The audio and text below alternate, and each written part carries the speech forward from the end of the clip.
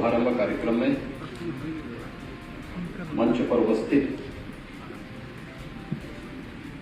मेरे वरिष्ठ सहयोगी उप मुख्यमंत्री श्री ब्रजेश पाठक जी, प्रदेश सरकार में चिकित्सा, शिक्षा और स्वास्थ्य के राज्य मंत्री श्री महेंद्रेश्वर शरण सिंह जी, मुख्य सचिव उत्तर प्रदेश शासन श्री दुर्गा शंकर मिश्र जी, प्रमुख सचिव चिकित्सा शिक्षा श्री आलोक कुमार जी, विभिन्न संस्थाओं के सभी महानुभाव, नर्सिंग और पैरामेडिकल के क्षेत्र में अपना उत्तम कैरियर को आगे बढ़ाने वाले सभी उपस्थित प्रशिक्षुगण और भाइयों बहनों, मैं सबसे पहले चिकित्सा शिक्षा विभाग को मिशन निरामय कोर्स प्रारंभ करने के लिए हृदय से बधाई देता हूं।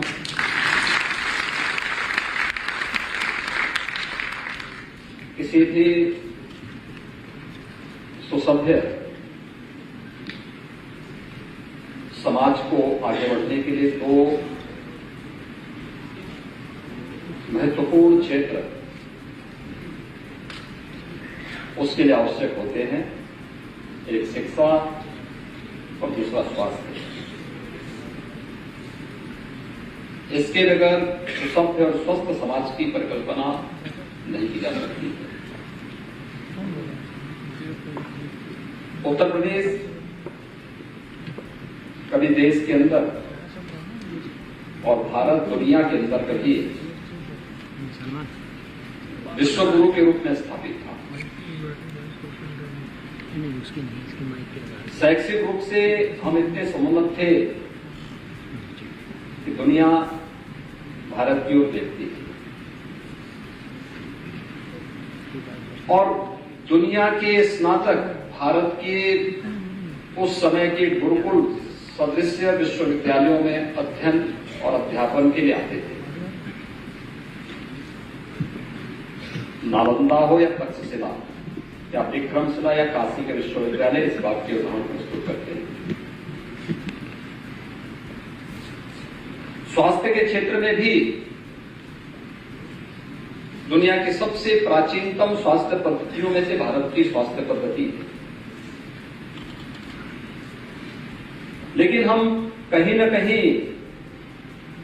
इसमें पिछड़े हैं। कारण है समय के अनुरूप हम अपने आप को नहीं लेकर चल पाए। हमने इसमें शोध की संभावनाओं को समय के अनुरूप आगे बढ़ाने का प्रयास नहीं किया और परिणाम हम सबके सामने है कि हम पिछड़ते गए। दुनिया हमसे बहुत आगे बढ़ गई, हम लकीर के फकीर बन गए और फिर हमारी मजबूरी हो गई उनकी नकल करने की। एक नई शुरुआत आदरणीय प्रधानमंत्री जी की प्रेरणा से 2017 में उत्तर प्रदेश के अंदर हम लोगों ने प्रारंभ की थी। सभी क्षेत्रों में उत्तर प्रदेश के विकास के लिए, उत्तर प्रदेश के उत्थान के लिए और नए भारत के, नए उत्तर प्रदेश के निर्माण के लिए जिस अभियान को आगे बढ़ाया था, उसी कड़ी का हिस्सा है मिशन निरामय। नर्सिंग और पैरामेडिकल के क्षेत्र, अगर स्वास्थ्य क्षेत्र को सचमुच समृद्ध करना है, आम जन के विश्वास का प्रतीक बनाना है, तो नर्सिंग और पैरामेडिकल को जो उसकी रीढ़ है, इसको भी उसी दृष्टि से आगे बढ़ाने के लिए हमें प्रयास करना होगा। ये क्षेत्र एक प्रकार से उपेक्षित था और उपेक्षित होने के बहुत सारे कारण थे। एक, लोगों की भ्रांत धारणाएं, दूसरा, लोगों के मन में आज भी इस क्षेत्र को एक उपेक्षा की दृष्टि से देख लेना। आप देखते होंगे, डॉक्टर के पास आप जाते हैं तो बहुत अच्छे कोई डॉक्टर होंगे, संवेदनशील होंगे, तो 2 से 3 मिनट किसी पेशेंट को देता है। 24 घंटे अगर वो मरीज हॉस्पिटल में है और 1 या 2 बार डॉक्टर आया तो 5 से 10 मिनट का समय उसको बहुत मुश्किल मिल पाता है। शेष समय उसको किसी न किसी नर्सिंग स्टाफ के साथ में, पैरामेडिकल के साथ में व्यतीत करना होता है और वही सभी डॉक्टर के बताए गए सुझाव के अनुरूप उसको आरोग्यता प्रदान करने में अपना योगदान देता है। लेकिन जो इस पूरी स्वास्थ्य व्यवस्था की रीढ़ है, उस क्षेत्र को हमने उपेक्षित छोड़ दिया था। उस क्षेत्र में जो नर्सिंग कॉलेजेस थे, स्कूल थे, पैरामेडिकल के जो स्कूल थे, उपेक्षित पड़े हुए थे। कोई इसको देखने वाला नहीं था। न फैकल्टी है, न उनके पास इंफ्रास्ट्रक्चर है, न लाइब्रेरी है, न लेबोरेटरी है। कैसे उम्मीद कर सकते हैं कि वो क्वालिटी दे पाएंगे? और उसकी एक झलक हमको तब देखने को मिली जब हम लोगों ने यहां पे लगभग 4500-4700 स्टाफ नर्सेज की वांट निकाली। लोक सेवा आयोग से कहा गया कि इस नियुक्ति की प्रक्रिया को पूरा करें और प्रारंभ में ही हमने इस बात के निर्देश जारी किए थे कि नियम बहुत हार्ड एंड फास्ट नहीं होने चाहिए, सहज और सरल होने चाहिए, लोगों को एक अवसर मिलना चाहिए। 1,02,000 से अधिक आवेदन आए और कुल पास हुए 3,000। और उसमें भी जब इंटरव्यू लिया गया तो बहुत सारी चीजें और सामने आई और कुल नियुक्ति हो पाई 2200 कुछ की, जिनमें से कुछ को अभी नियुक्ति पत्र यहाँ पर केसीएमयू और एससीपीसीआई के कुछ नर्सिंग स्टाफ को तो यहाँ पर अभी नियुक्ति पत्र उनको यहाँ प्राप्त हुआ, उनको देखा, उन्होंने देखा भी। वो दोनों संस्थाओं ने अपने स्तर पर इस प्रक्रिया को आगे बढ़ाया था। ये संस्थानों की क्वालिटी को प्रदर्शित करता है और इसीलिए जो 6 पैरामीटर को ध्यान में रख करके कार्य किया गया। प्रदेश के अलग अलग क्षेत्र में जो 12 ऐसे नर्सिंग कॉलेज हैं जिन्होंने अपने प्रयास से कुछ अच्छा किया है, उन्हें मेंटर के रूप में स्थापित करते थे। वे अन्य नर्सिंग कॉलेजेस को वहां पर जाकर के या वे संस्थान वहां आकर के ट्रेनिंग लेंगे, उनके इंफ्रास्ट्रक्चर को देखेंगे, उनकी फैकल्टी के साथ संवाद बनाएंगे, वहां पर उनकी लाइब्रेरी को, उनकी लेबोरेटरी को देखेंगे। इन सभी नर्सिंग कॉलेजेस के लिए भी प्रदेश भर में इनकी रेटिंग हो और उसके अनुसार उन्हें ग्रेड प्राप्त हो, इसके लिए क्वालिटी काउंसिल ऑफ इंडिया को भी इसके साथ जोड़ने की कार्रवाई की गई है। नर्सों की नियुक्तियों के लिए मेरे मानना इतना, यानी एक फील्ड आज के दिन पर ऐसा है। एक समय ऐसा था जो 90 के दशक का समय था जब लोग कहते थे कि अगर हम कंप्यूटर से इस फील्ड में आ जाएंगे, आईटी का जो फील्ड था वह सबसे ब्राइट फील्ड था। और मैं कह सकता हूं एक फील्ड ऐसा है जो व्यक्ति के जन्म लेने से लेकर के और उसकी अंतिम यात्रा तक जो हमेशा ब्राइट फील्ड बना रहेगा वह है नर्सिंग का। और इस फील्ड में कार्य करने वाले खासतौर पर बालिकाओं के लिए और महिलाओं के लिए फील्ड सबसे अच्छा है। सेवा का भी है, रोजगार का भी है और स्वावलंबन का भी है, सुरक्षा का भी है। एक साथ कई प्रकार की संभावनाओं को आगे बढ़ाता है। इस फील्ड की संभावनाओं को आगे बढ़ाने के लिए यह कार्यक्रम यहां पर किसी भी उसमें आप जाएंगे, उनके लिए देश के अंदर मिलिट्री है, पैरामिलिट्री है, राज्य पुलिस बल है, राजकीय हमारे मेडिकल कॉलेजेस हैं, हॉस्पिटल्स हैं, प्राइवेट सेक्टर में तो अपार संभावनाएं हैं ही। हेल्थ रिलेटेड तमाम ऐसे प्रोग्राम सेंट्रल और स्टेट गवर्नमेंट की हैं जो इनके बगैर नहीं संचालित हो सकते। और उन्होंने कोरोना कालखंड में बहुत बेहतरीन सेवाओं के माध्यम से अपनी क्षमता का प्रदर्शन भी किया है। मुझे याद है जब प्रदेश के अंदर कोरोना पर प्रभावी नियंत्रण करना था तो एएनएम की बहनें गांव-गांव जाकर के घर घर की स्क्रीनिंग करती थी। जब मुझे लगा कि क्या इनको डर नहीं लग रहा है तो मैं स्वयं भी, आपने देखा होगा कि मैं स्वयं भी निकल करके फील्ड में जाता था और एएनएम के साथ जरूर किसी न किसी गांव के अंदर संवाद बनाता था। मेरा कार्यक्रम अचानक बनता था और मैं ये देखने के लिए जाता था कि जो ये मेरे पास रिपोर्ट आ रही है कि फलाने गांव में फलाने गांव में एएनएम जा रही है, स्क्रीनिंग कर रही है, तो क्या ये सच है? तो मैं भी किसी जनपद में जाता था, जनपद में अचानक बोलता था कि मुझे फलाने गांव में जाना है। वहां मैं जाता था, वहां मैं बात कर पूछता था कि भाई यहाँ कौन कौन लोग हैं, कहते थे एएनएम भी है कहाँ हैं, उनके साथ फिर मैं वहां संवाद बनाता था, पूछता था क्या कर रहे हैं, कितने घरों का आपने किया है, स्क्रीनिंग किया है, क्या आपका परिणाम आया है। पब्लिक से पूछता था, पब्लिक भी मुझे बोलती थी यहाँ सभी आते हैं, रोज आते हैं, हमसे बातचीत करते हैं, अगर कोई बीमार है, कोई कोरोना से संक्रमित है तो उसका उपचार में योगदान भी देते थे। यानी ये चीजें दिखाती थी कि स्वयं की परवाह किए बगैर एक एक व्यक्ति की जान को बचाने के लिए जिन लोगों ने अपना जीवन उस कालखंड में कोरोना जैसे संक्रमण के समय में जब हर व्यक्ति अपने आप को बचा रहा था उस समय अपना योगदान दे रहे थे, एक अभिनंदनीय प्रयास था। और उस प्रयास के साथ जो लोग जुड़ रहे थे तो उनको आखिर विभिन्न क्षेत्रों में मौका क्यों नहीं मिलना चाहिए।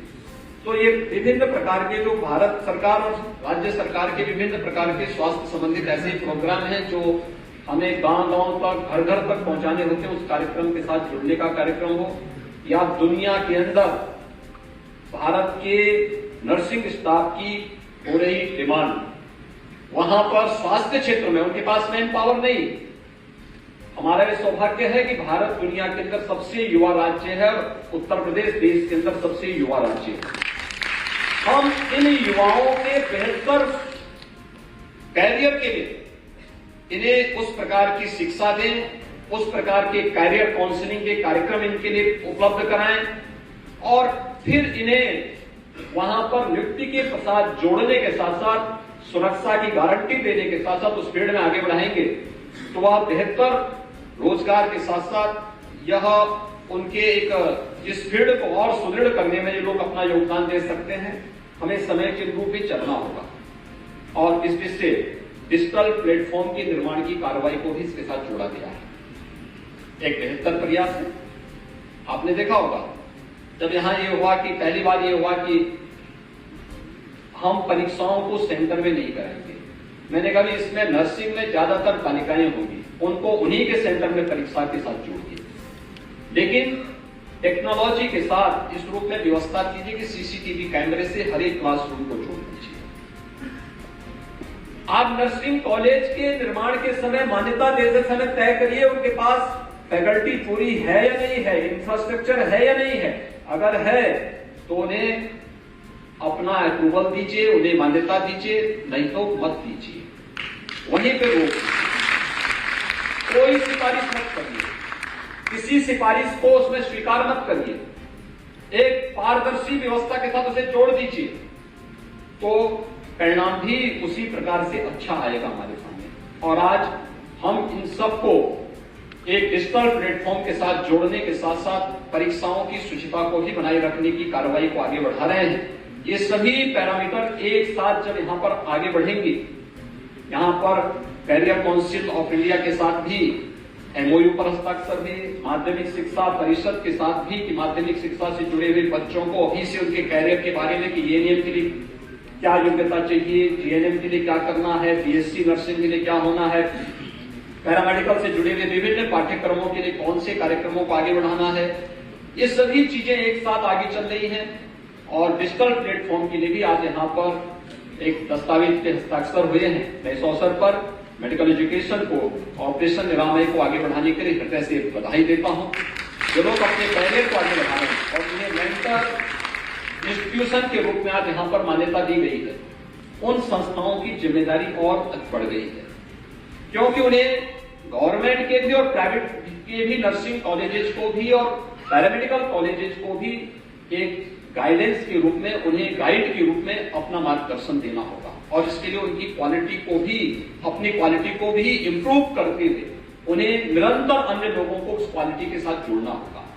एक चैलेंज होगा क्वालिटी काउंसिल ऑफ इंडिया के लिए कि एक समय सीमा के अंदर इन सब की रेटिंग करते हुए जब हम लोग देखें तो हमारे पास एक 12 जो संस्थान है जिनके आज हम जिन्हें मेंटर इंस्टीट्यूशन के रूप में मान्यता दे रहे हैं, ये अपने को 12 में शामिल करते हुए शेष अन्य लोग उसके पीछे ही रहें, तो इसके लिए भी एक चुनौती उनके सामने होगी।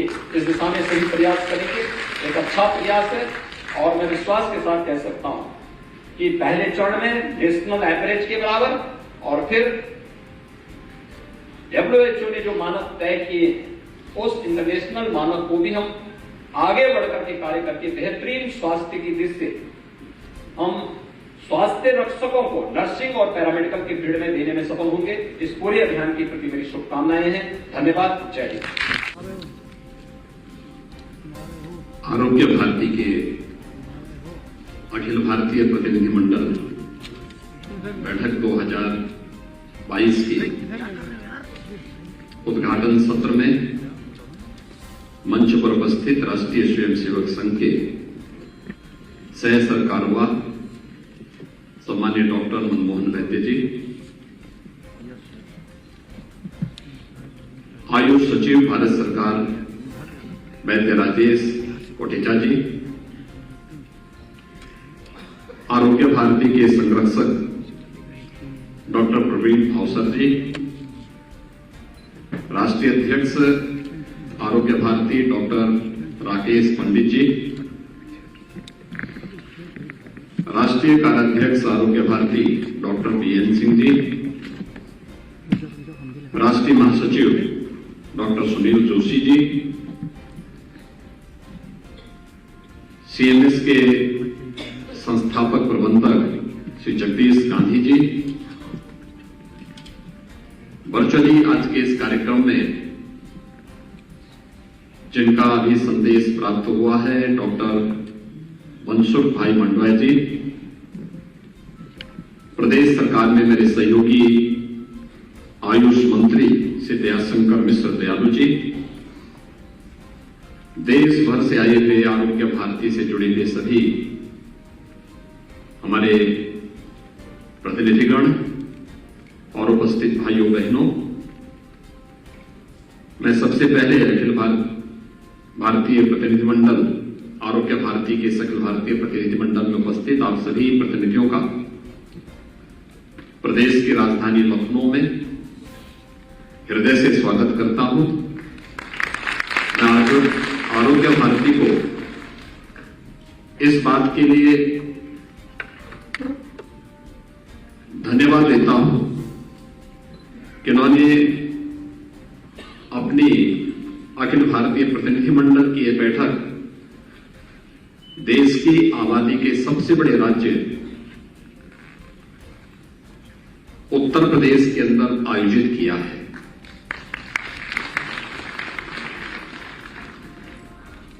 हम सब जानते हैं उत्तर प्रदेश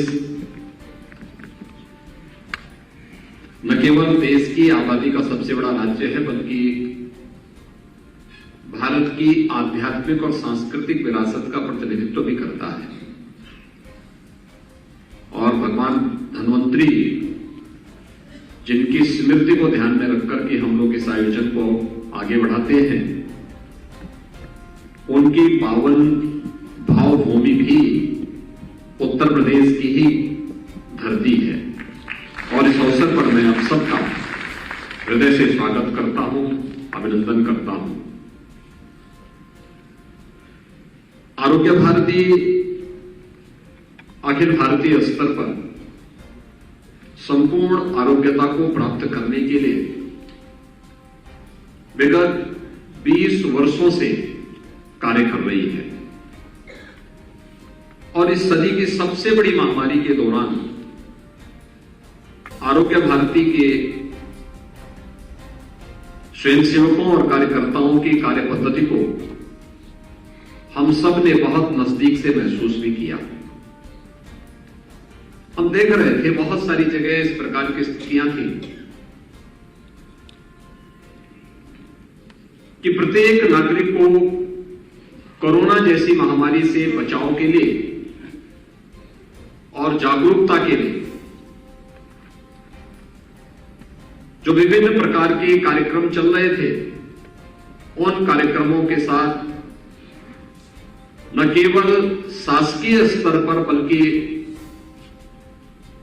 आम जनमानस की सहभागिता के माध्यम से जन जागरूकता के जिस कार्यक्रम को हाथ में लिया गया था, इसे आगे बढ़ाने की जब बात सामने आई थी तो आरोग्य भारती उन कुछ चुनिंदे संगठनों में से एक था जिसने सरकार के साथ कदम से कदम मिलाकर के बिना किसी भेदभाव के समाज के प्रत्येक तबके को उत्तम आरोग्यता प्रदान करने के लिए कोरोना कालखंड में एक कार्यदीप उस अभियान के साथ जुड़ करके एक सराहनीय प्रयास किया था। जैसे कोरोना कालखंड के दौरान में देख रहा था, लॉकडाउन प्रारंभ होते ही अगर विभिन्न स्वयंसेवी संगठनों की मैं बात करता हूं, अकेले राष्ट्रीय स्वयंसेवक संघ और उससे जुड़े हुए स्वयंसेवक थे जो आम जनमानस की सेवा के लिए अपने आप को पूरी समर्पित भाव के साथ लगे हुए थे। और आरोग्यता के क्षेत्र में आरोग्य भारती से जुड़े हुए स्वयंसेवक, वैद्य और चिकित्सक इस अभियान के साथ जुड़ते हुए दिखाई दे रहे थे। उसने उस समय बहुत सारी चीजों को सामने रखा था। और जब हम भारत की बात करते हैं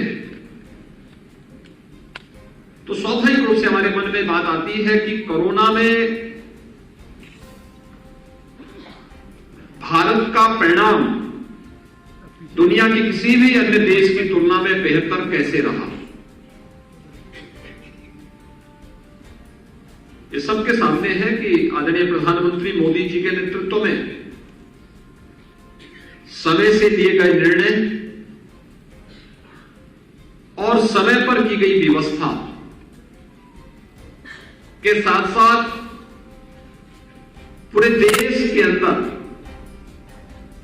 उनका संवाद और उनका संबोधन और मार्गदर्शन कोरोना के इस प्रबंधन में एक बड़ी भूमिका का निर्वहन तो कर ही रहा था,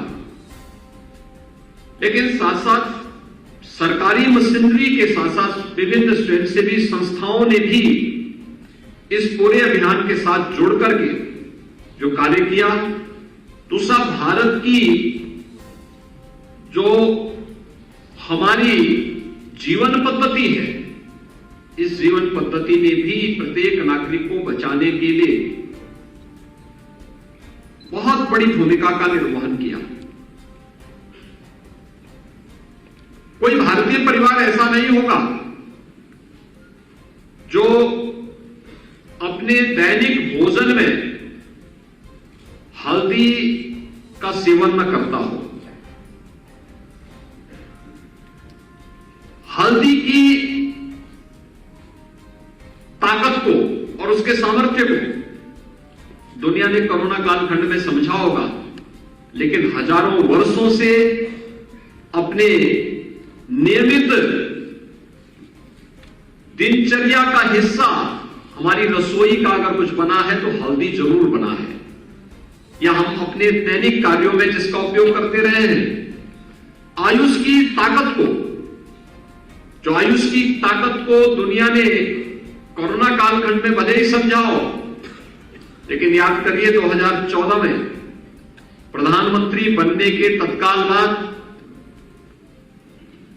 आदरणीय मोदी जी ने आयुष से जुड़े हुए इन सभी विभागों को एक साथ जोड़ करके देश को एक नए मंत्रालय के रूप में एक नई दिशा देने का काम भी किया। ये सभी चीजें बताती हैं कि ताकत हमारे पास पहले भी थी, लेकिन हमने कभी उसको उस रूप में महत्व देने का प्रयास नहीं किया। योग की परंपरा के साथ हर व्यक्ति जुड़ता था, उसका दोनों पक्ष थे। कुछ लोग अपने आध्यात्मिक उन्नयन के साथ योग की परंपरा के साथ जुड़ते थे, कुछ लोग उससे पीछे भागते थे। अनेक प्रकार की बातें थी उसमें थी। लेकिन जब 21 जून की तिथि विश्व योग दिवस के रूप में प्रधानमंत्री मोदी जी के प्रयास से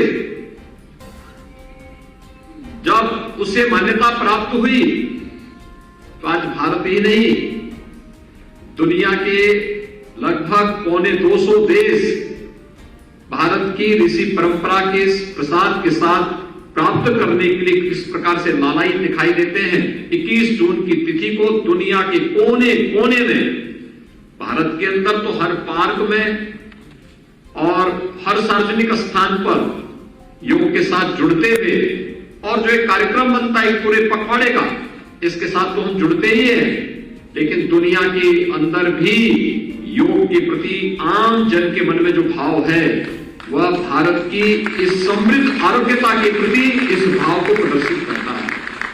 आखिर इसका भाव आया कहां से?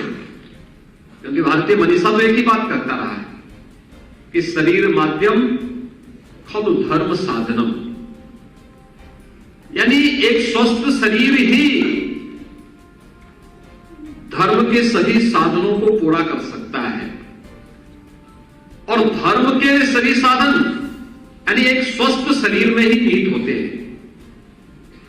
इसका मतलब उत्तम आरोग्यता को प्राप्त करना ये प्रत्येक भारतीय का पहले से ही दिनचर्या का हिस्सा रहा है, और इसलिए उसके समय पे जगने की आदत रही हो, समय पे सोने की आदत रही हो, समय पे अपने भोजन की दिनचर्या के साथ जुड़ने का रहा हो, या रसोई का हिस्सा रहा हो, या अपने जीवन के प्रत्येक संस्कार से जुड़े हुए उन सभी कार्यक्रमों को हर भारतीय परिवार और हर भारतीय नागरिक उसके साथ अपने आप को जोड़ता रहा है।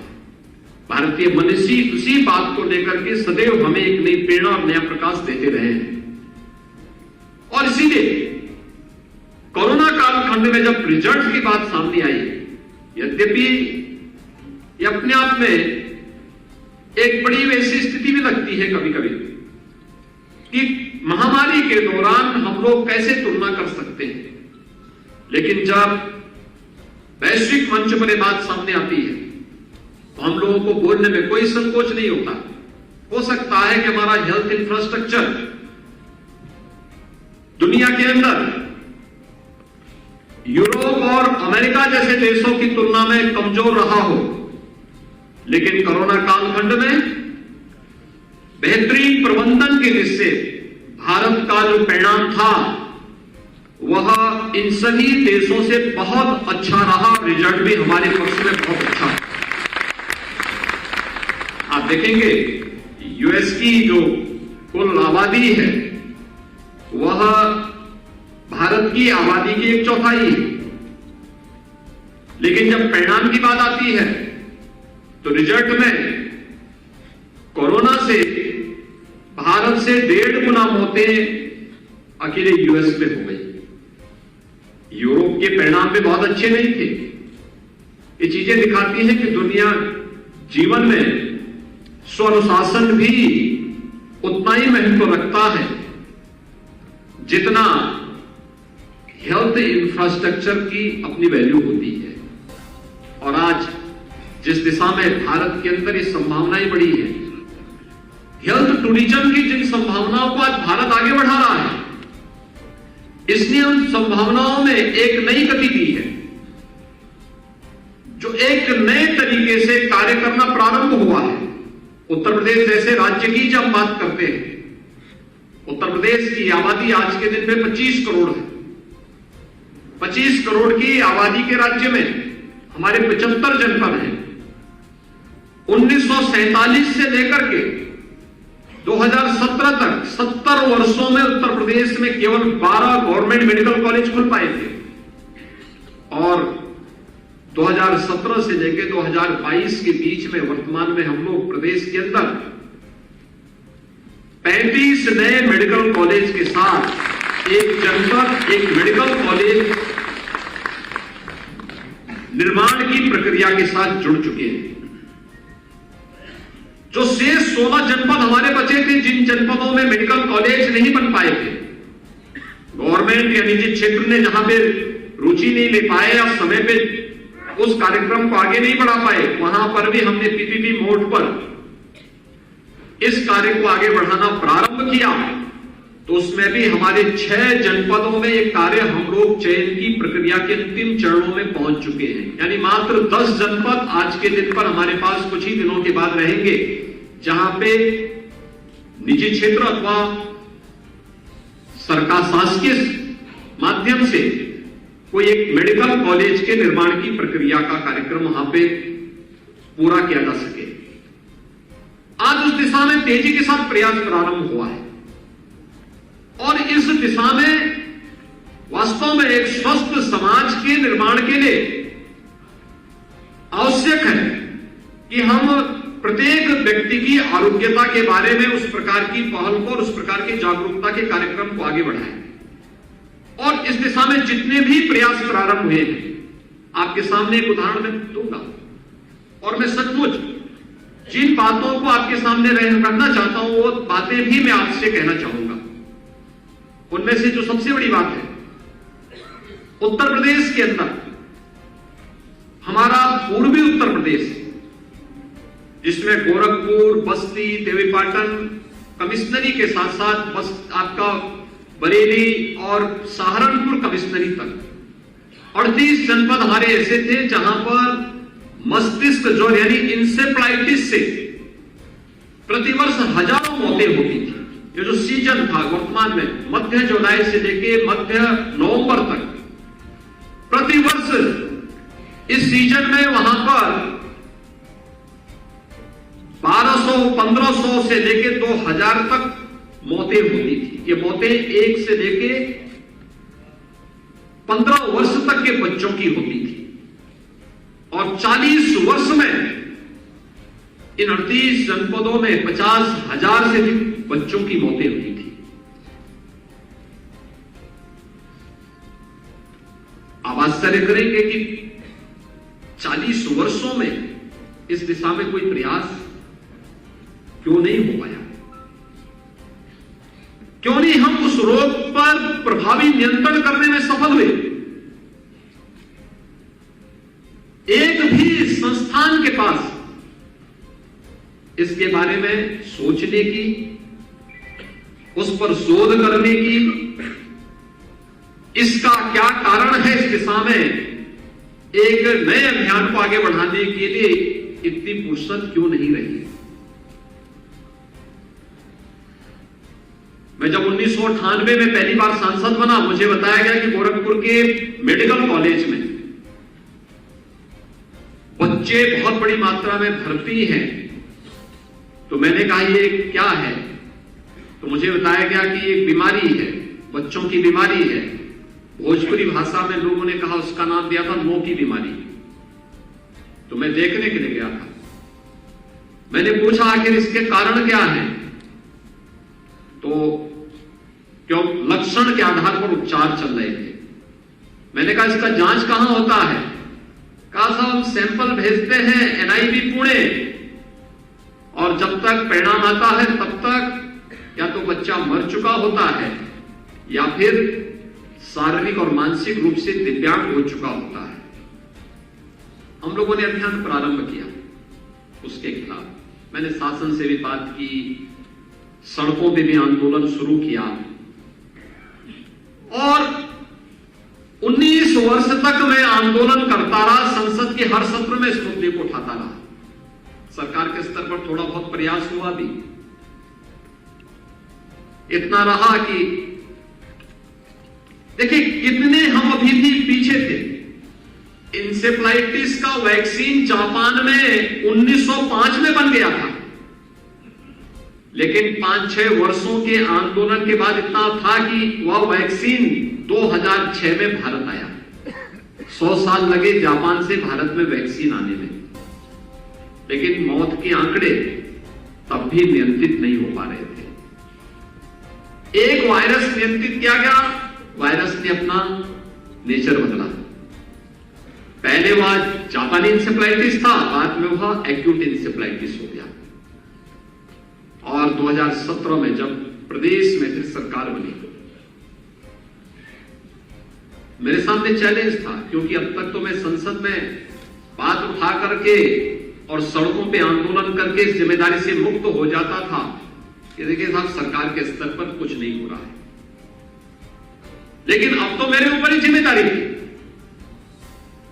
मैंने अलग अलग क्षेत्र से लोगों से पूछा। मैंने कहा देखो मैं इस निष्कर्ष पे पहुंचा हूं आंदोलनों के माध्यम से और बार बार इसको विभिन्न स्तरों पर रखने और इस फील्ड से जुड़े हुए विशेषज्ञों के साथ बातचीत करके कि केवल उपचार इसका समाधान नहीं हो सकता। हमें बचाव के लिए व्यापक जन जागरूकता को भी माध्यम बनाना पड़ेगा। और सौभाग्य से तब तक स्वस्थ भारत मिशन लागू हो चुका था, हर घर शौचालय निर्माण की कार्रवाई आगे बढ़ चुकी थी, और मैंने वे सभी आंकड़े निकाले कि भाई आखिर कहां कहां पर ये बीमारी से ज्यादा बच्चे प्रभावित होते हैं, उन गांवों की सूची निकाली। प्रदेश में अंतर विभागीय समन्वय कराया और स्वास्थ्य विभाग को नोडल विभाग बनाया। स्वास्थ्य विभाग के साथ साथ मेडिकल एजुकेशन को, आयुष को, नगर विकास को, ग्राम्य विकास और पंचायती राज को, बेसिक माध्यमिक शिक्षा को, दिव्यांगजन कल्याण विभाग को, समाज कल्याण विभाग को, महिला और बाल विकास विभाग को, इन सबको हमने जोड़ा और फिर मैंने सामूहिक रूप से इस अभियान को आगे बढ़ाया। जब मैं इस कार्यक्रम का शुरुआत करने के लिए कुशीनगर जनपद जो सर्वाधिक प्रभावित जनपद था, जब उस जनपद में गया तो अपने शुरुआत की थी वहां पर उन बस्तियों में स्वच्छता के लिए एक तो सफाई अभियान की, दूसरा वहां पे उन परिवारों को मुसहर बस्तियों में साबुन वितरण करने की, और उनको बताया गया कि हाथ कैसे साफ करने हैं। कोरोना कालखंड में आपने देखा होगा पहला जो अभ्यास कराया गया वह कैसे हम लोग वायरस से बचाव के लिए हाथ की सफाई रखें, कैसे सफाई करनी है, क्या होना। लेकिन ये हमने 2017 में जब वहां शुरू किया तो मीडिया मेरे खिलाफ 3 दिन तक मेरे खिलाफ मीडिया ट्रायल चला था कि देखिए गरीबों का अपमान हो रहा है। यानी हम गए थे बचाने के लिए, लेकिन 3 दिन तक मेरे खिलाफ अभियान चलता था कि देखिए आप साबुन वितरण करके उन गरीबों का अपमान किया जा रहा है। लेकिन भाइयों बहनों, मुझे बताते हुए प्रसन्नता है कि जिस इंसेफ्लाइटिस से उत्तर प्रदेश में प्रतिवर्ष हमने एक तो अंतर विभागीय समन्वय के माध्यम से फोकस्ड कार्रवाई की, सभी विभागों से कहा, और मैं स्वयं हर 15 दिन में इनकी रिपोर्ट लेता था। आप बताइए आपका क्या कार्य है, आपने क्या किया है, मुझे रिजल्ट दीजिए। हर एक विभाग की समीक्षा सभी सामूहिक रूप से करने लगे और नोडल विभाग मैंने स्वास्थ्य विभाग को बना करके इसको निरंतर इसके साथ मैंने आगे कार्य प्रारंभ किया और शुद्ध पेयजल की आपूर्ति वहां पर करवाई। आप आश्चर्य करेंगे कि 5 वर्ष के अंदर हम लोग आज इस स्थिति में पहुंच चुके हैं कि 40 वर्षों में 50,000 से अधिक बच्चों की जिन क्षेत्रों में मौत हुई थी, आज वहां पर यह बीमारी पूरी तरह समाप्ति की ओर है। पूरी तरह मैं इस बीमारी से बिहार के अंदर होने वाली मौतों के आंकड़ों को लेकर के बिहार सरकार से मिलने के लिए भी गया था। मैं उस समय सांसद था, वहां की सरकार मानने को ही तैयार नहीं थी कि बीमारी से मौत हो रही है। मैंने कहा भी नहीं है, सच है। और मैंने तो उनके पास मैंने कहा देखिए आप क्या इन गांवों से इन जनपदों से ये बीमारी लोग आ रहे हैं, गोरखपुर के मेडिकल कॉलेज में ही भर्ती होते हैं, आखिर कहां खामी है? हमारा चिकित्सक, हमारा वैद्य आखिर इसमें क्यों नहीं आगे बढ़ पाया? जिस बीमारी को सरकार थोड़ी सी पहल करके 40 वर्षों की इस बीमारी को हम लोग 4 से 5 वर्षों में, मैं भी गोरखपुर गया था और इसकी मैं समीक्षा कर रहा था। मुझे बताया गया कि इस बार मात्र 40 मरीज आए थे जिस दिन मैं इसकी समीक्षा कर रहा था, और 40 में से 7 जापानी इंसेफ्लाइटिस के थे, 33 एक्यूट इंसेफ्लाइटिस के थे और मौत 0 है। नहीं तो अब तक गोरखपुर में 200 से 250 मौतें होती थी इस दौरान। कारण क्या है? हमने कभी डाटा कलेक्शन की आदत नहीं डाली, डाटा एकत्र नहीं करते। दूसरा, बीमारी का कारण क्या है और उसका समाधान की दिशा में हम कैसे आगे बढ़ सकते हैं, इस पर भी हम लोग कार्य करने के आदी नहीं। हमने रिसर्च एंड डेवलपमेंट को जब अपनी परंपरागत पद्धतियों में भुला दिया, तुकबंदी करने लग गए, केवल सुनी सुनाई बातों पर हम लोग बात करने लग गए, या वो हो सकता हो प्रभावी भी रहा हो, लेकिन हमारे पास कोई डाटा नहीं था, कोई रिसर्च पेपर नहीं था, कोई इस प्रकार के प्रमाणिक तथ्य हम किसी भी मंच पर प्रस्तुत करने में जब विफल रहे तो हमारी बात पर किसी ने विश्वास नहीं किया, और परिणाम क्या था? हमें मान्यता किसी भी स्तर पर नहीं मिल पाई। हल्दी को, नीम को कोई दूसरा देश जब अपने नाम पे पेटेंट करवाता है तब हमारी आंखें खुलती हैं। करे हल्दी का उपयोग तो हम रोज अपनी सब्जी में और अपने यहां दाल में करते हैं। हमारा कोई भोजन हल्दी के बगैर होता ही नहीं है, जानते हुए कि हल्दी में कोई स्वाद नहीं, लेकिन ये हमारे इम्यूनिटी सिस्टम को ठीक करता है। हल्दी के अंदर कुछ ऐसे गुण जरूर हैं जो एंटी एलर्जिक भी है, और यह वे तमाम प्रकार के गुणों की एक खान है। और इसको तो हमारे शास्त्र पहले से कहते आ रहे हैं, तब हम लोग उसके खिलाफ लड़ते हैं, तब हम उसके खिलाफ बोल पड़ते हैं। कोई योग को अपने नाम से पेटेंट कराता है, आखिर हमारे लोग क्यों इसमें मौन थे? और उस दिशा में आगे बढ़ने की आवश्यकता है। हम नए समय के अनुरूप अगर अपने आप को आगे ढाल पाएंगे, चल पाएंगे, क्योंकि आज आपके पास जो डाटा होगा, आपका जो रिसर्च होगा और आपके द्वारा जो पेटेंट करने की प्रक्रिया के साथ जुड़ करके उस कार्यक्रम को आगे बढ़ाएंगे। मैं देखता हूं व्यक्ति एक बार डिग्री ले लिया, उसके बाद तो फिर वो रिफ्रेशर कोर्स में या किसी सीएमई में भी जाना बहुत कम कर देता है, अपनी प्रैक्टिस पे ज्यादा ध्यान देता है। सरकारी नौकरी में लग गया तो उसके बाद तो फिर भगवान भरोसे है, ये मान लेता है कि अब तो जिंदगी भर प्रमोशन तो उसका जन्मसिद्ध अधिकार हो ही गया। तो ये जो जन्मसिद्ध अधिकार की जो प्रवृत्ति है, ये हर एक क्षेत्र में हमें पिछाड़ता है, और इसी में हम लोगों को आज नए सिरे से सोचने की आवश्यकता है।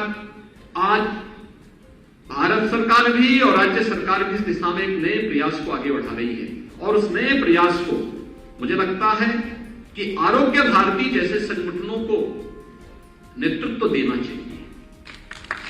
आरोग्य भारती इस दिशा में बहुत कुछ कर सकती है। आरोग्य भारती ने बहुत अच्छे सुझाव हमें कोरोना कालखंड में दिए थे। आरोग्य भारती इस दिशा में बहुत कुछ कर सकती है, बहुत अच्छा कार्य कर सकती है। ये संभावनाएं हमारे पास मौजूद है, और मुझे विश्वास है कि आरोग्य भारती का ये अखिल भारतीय प्रतिनिधि सभा की बैठक इन सब पर मंथन करते हुए हमारे दैनिक जीवन की क्रियाकलापों के अंदर जो हमारा नित्य प्रति की दिनचर्या है, इसका क्या प्रभाव हो सकता है, हमारे नियमित खान पान किस रूप में है, और इसका आरोग्यता से क्या संबंध है, या फिर अन्य चीजों को लेकर के भी बहुत चीजें हम लोग देश और दुनिया के सामने दे सकते हैं। आधी बीमारी तो केवल सावधानी और सतर्कता से हम दूर कर सकते हैं। शेष जो बीमारी बचेगी उस बीमारी को दूर करने के लिए थोड़े से प्रयास और होंगे तो हम लोग एक स्वस्थ समाज से स्वस्थ राष्ट्र की परिकल्पना को साकार करने में कोई देर नहीं लगेगी।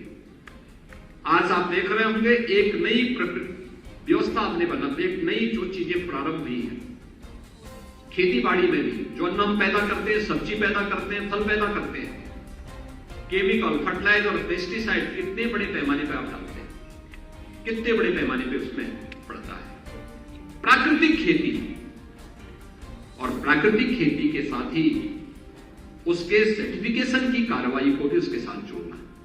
सरकार ने इस दिशा में प्रयास प्रारंभ कर दिया। हम लोग अब पिछले 2 वर्ष के अंदर 1,10,000 हेक्टेयर भूमि को हमने प्राकृतिक खेती के साथ जोड़ा है। अगले 1 वर्ष के अंदर फिर हम लोगों ने 1,00,000 हेक्टेयर को प्राकृतिक खेती के साथ जोड़ने के लक्ष्य के साथ अब कार्य कर रहे हैं।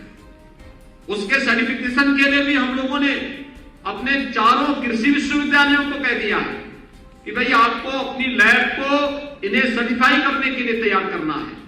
एक समय सीमा के अंदर कृषि विज्ञान केंद्रों को इसके साथ हम जोड़ रहे हैं, और बहुत अच्छे परिणाम सामने आ रहे हैं, बहुत अच्छे परिणाम आ रहे हैं। गौ माता भी बचेगी, और साथ साथ उत्तम खेती के माध्यम से विष मुक्त खेती भी हम देकर के उत्तम आरोग्यता की दिशा में एक नया प्रयास इसके माध्यम से भी कर सकते हैं। इसमें तमाम संगठन कार्य कर रहे हैं।